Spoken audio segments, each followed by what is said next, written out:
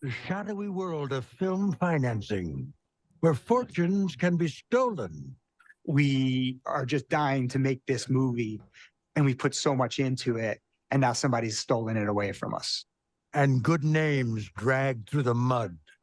Their reputations, and in some cases, their careers were destroyed by this fraud. Paul Martino is the co-founder and board member of a VC firm called Bullpen Capital. Welcome to Fraudwire, Paul. Thanks for joining us. You know, it is always great to be able to talk about getting defrauded. You know, can't beat it. We talk about it every episode, so get into it. So often. And people always say, like, how are you going to, do you have enough episodes that you're going to be, I was like, I don't think you understand.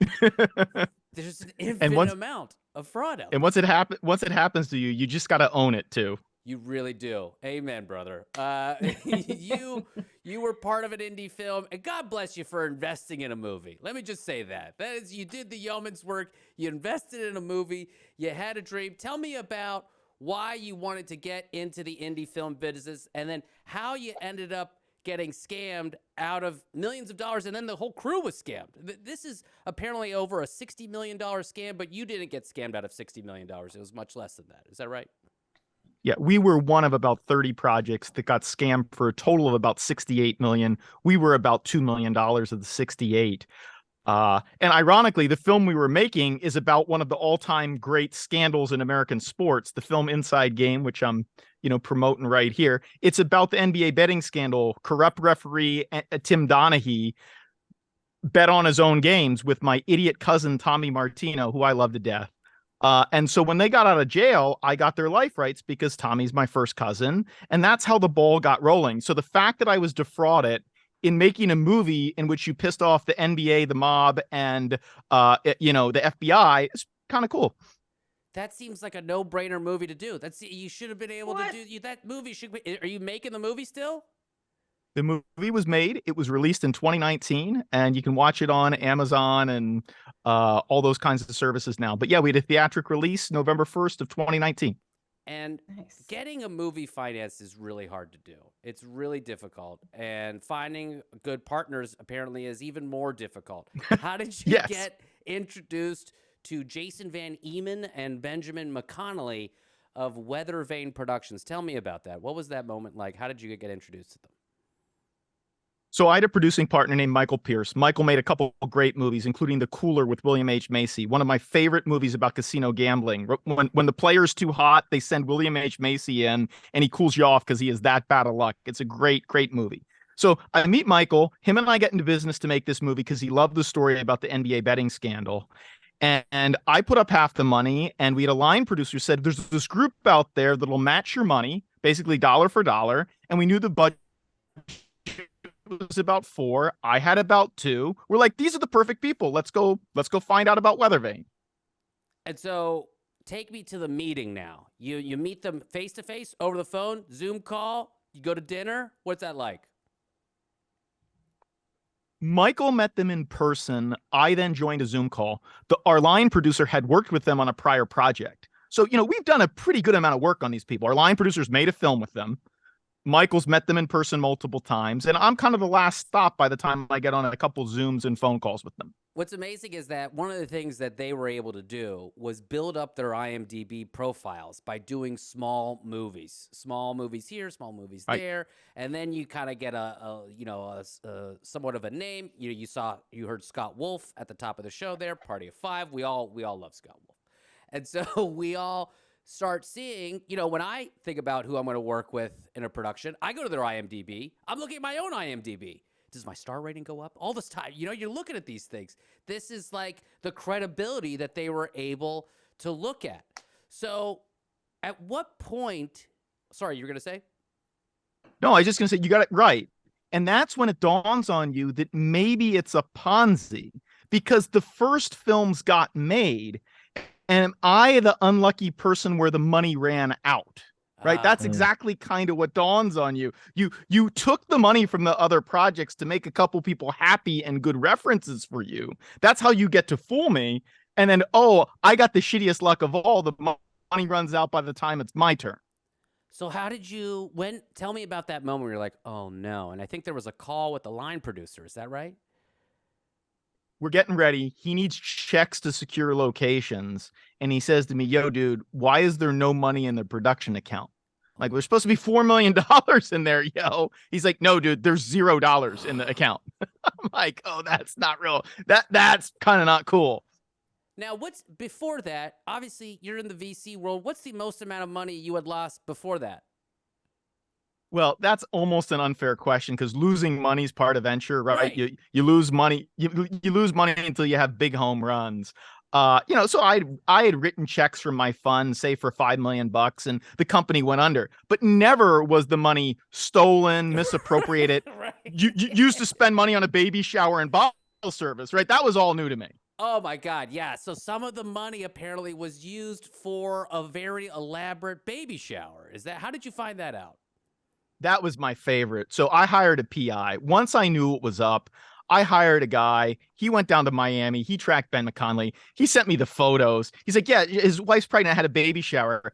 He's like, dude, I think they spent like $1 million on it. And when you look at the pictures of the baby shower, you're like, who in the world would do that? And when I finally talked to the guy at the FBI, he even said that to me. He's like, people who are spending other people's money behave very differently. I was like, yep, that's our guy. Wow, that's incredible. And I'm just so interested, and I guess this is the nerd in me, the emotions that you must have had calling that PI and having that first call. Can you tell me a little bit about that? Like, how upset were you? Or is the fact that you've been in the VC world and you kind of are you're calloused a little bit. You're a little toughened up. Like, I just imagine, like, I got scammed on some crypto stuff and we've talked about it on the show. I'm blowing a gasket over here. So tell me, what is it like to kind of try to navigate something like this? So I must admit, I am built really different than a normal human being, right? My risk tolerance in general is just not like that of a normal person. It's just not. And so I had about one day where I had that pit in my stomach. How dumb am I? I feel terrible. But by the next day, I was like, well, what are we going to do to get it back? Yes. Like I immediately went from pissed off, from kind of upset to, all right, you just screwed with the wrong guy. I'm going to get you. I am literally going to make it my life's mission to get you. And that mental frame change took one day, literally one day. I love that. I feel inspired now. I should go after. Oh, go after the ape guys. Go after the ape guys. Yeah.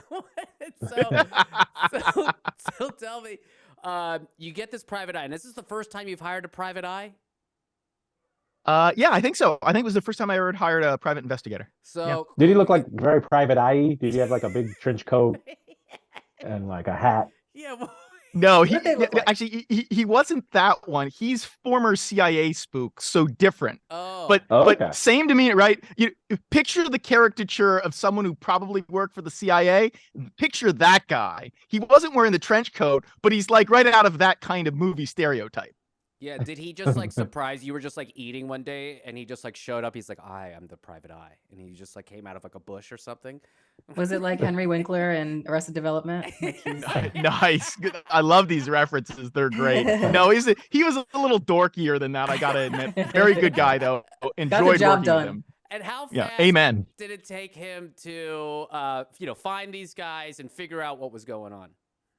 48 hours. It was unbelievable. Wow. 48 hours. And it was great. He calls me up. He's like, Paul, I went down to Miami. I watched Ben for 24 hours. I got a dossier on all of his arrests and this. So he sends me this PowerPoint presentation and I just flipped through it one by one. I'm like, oh yeah, he's all gone. Okay. Got it. It wasn't like it was, well, maybe it was, oh no, it's gone.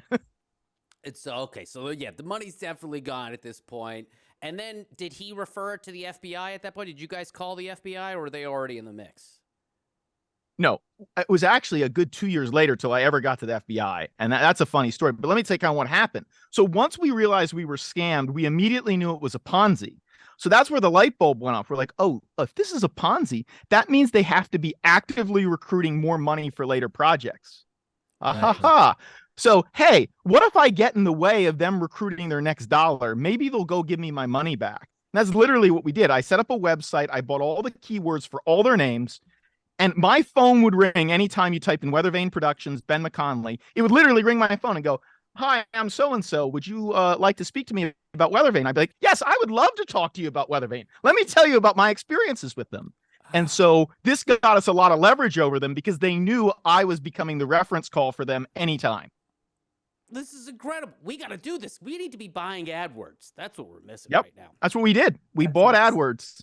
God, this is when you could Write this down. tweak the scammy ad model to your own favor. It's always a good thing. I would say, Yes, okay, very satisfying. yes. So you were able to kind of like get in the way. And did they confront you ever? Did they reach out and be like, "Hey, what's going on here?" Oh, my phone would ring all the time. It was hysterical. Ben called me up. Paul, you know that website's really interfering with my business. I'm like, no kidding. Yeah, no shit. Really? That's the point. I'll You be stole damned. my money. The website's interfering with your business. Holy shit. We talk a lot about the reality distortion field on here, and like all the best scammers, the Barry Minkows of the world, and your Bernie Madoffs and stuff like that. They distort reality so much that they don't even realize what they're doing is a scam. Do you think these guys were so distorted that they just thought this was a normal way to do business? They were two very different people. Ben totally couldn't wait. And when the FBI did get involved, it was very clear. Van Eman was in the reality distortion field. He did nothing wrong. He was actually a famous actor and movie producer. McConley, as soon as the FBI showed up to his place, he's like, dude, let me sing and tell you the whole story because I got to get this off my chest. So ironically, he had one of each in this particular case. That's always good. It's nice. A match made in heaven there. Okay. So tell me about the FBI investigation. What did that look like? The FBI, it's always nice. I feel like they must love cases like this because they got to be kind of easy for them. So, well, the white collar cases are always hard, as you guys know. Right. Your other guests have told you, even when the money's taken, they can always claim they were a bad business person. There's a lot of leeway there. But the FBI call was one of the great highlights of my life. This guy calls me up. I knew eventually my phone would ring. Hi, I'm Mark Susi. I'm with the FBI. Paul, we think you might have been a victim of a crime. I was like, you think I might have been the victim of a crime? Huh. So would you like the dossier of everyone else I found who also was the victim? Here's a spreadsheet of 30 other victims, about 50, 60 million in lost money. Do you want to talk to all of them too? And like dead silence from the FBI guy. And then he goes, well, yes, Paul, I think I would like to see that list. I was like, yeah, I think you would. Am I being paid for this extra work that I did for you? Yeah, exactly. It was great. On that episode of American Greed, my personal highlight, and Mark is a wonderful human being, the FBI guy who investigated, wonderful human being. Just Mr. Martino was unusual in this case. He was the source of a lot of referrals. And I was just laughing. I'm like, yeah, no kidding. They fucked with the wrong guy. They really Yeah. fucked with the wrong guy. What do you think? These other people, when these other victims, did they not decide to go after them? Or, I mean, some of them probably got their movie made, but I mean, a lot of them lost their money too. Yeah, and it was all over the map. There was one project that lost almost $20 million. There were some projects that lost $250,000, but it was the kid's life savings. And so, yes, they did screw with the wrong guy because I was a guy who could actually make them pay for it, right? They took just enough money from me to piss me off, but not so much that I couldn't have the resources to really go make them pay. And honestly, I told a lot of the other victims this. I testified with them. I said, I owe it to you guys because I'm in a position to go do this and I'm going to go get them. Yeah. God damn, I mean, that's incredible. That's incredible. Looking back on it, you obviously made Inside Game, of course. Do you still want to stay in the movie business? Is it the worst industry out of all of the ones that you have invested in? Is it the most scammy of all of them?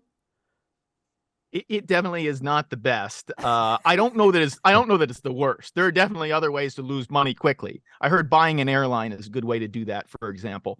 But there's probably a little more fraud in the movie industry. But what I found out, and I've kept my production company alive, is that true con, as you guys know on this podcast, that's a hot category. And so I see a lot of really interesting scripts in cons, in scams, in things that involve celebs and athletes. So the stuff that sits at that intersection, I'm still interested in. I feel like my production studio's kind of got a unique feel for that stuff. And so don't be surprised to see some stuff there. But send me the script about your coming of age story when you're 16. Send that to somebody else.